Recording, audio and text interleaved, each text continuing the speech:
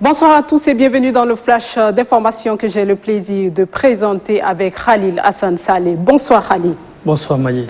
Le comité de gestion de crise sanitaire s'est réuni ce midi au palais présidentiel sous la direction du ministre de la Sécurité publique et de l'immigration, Mamataï Orozi, assurant l'intérim du président du dit comité.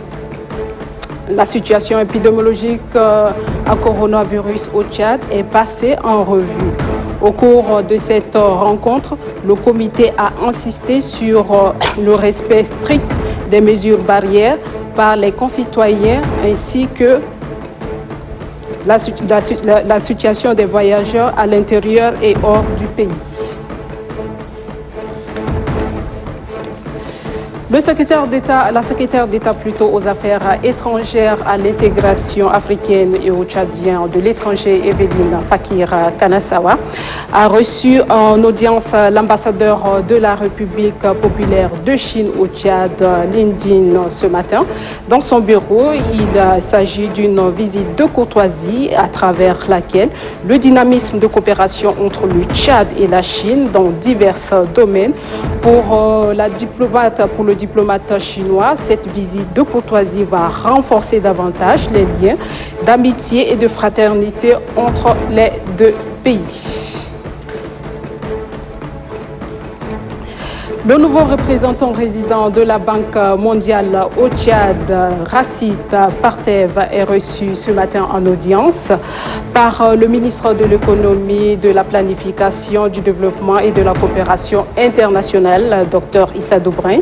Les deux personnalités ont discuté largement sur les liens bilatéraux entre cette institution bancaire et le gouvernement pour la mise en œuvre du cadre de partenariat pour les exercices 2019-2023. Le ministre de l'économie et le représentant de la Banque mondiale, au sortir de l'entretien, entendent conjuguer inlassablement leur synergie à l'effet de permettre au Tchad vers son émergence. 14e réunion du comité de pilotage de l'Alliance virtuelle de l'Alliance Smart Africa a démarré ce matin. Cette rencontre virtuelle qui a regroupé une trentaine de pays africains permettra aux participants de procéder à l'adoption du rapport de l'exécution de l'année 2019, d'analyser les discussions qui ont été prises lors du deuxième conseil et la stratégie décennale 2020-2030 de l'Alliance Mars Africa. Pour le ministre des Postes et de l'économie numérique au Tchad, Idrissa Saleh Bachar, Smart Africa est un réseau qui ambitionne de développer le digital en Afrique et de transformer le continent en un marché numérique afin de contribuer au développement socio-économique du pays. Les membres de la Commission électorale nationale indépendante sont en formation sur l'utilisation du kit d'enrôlement des électeurs.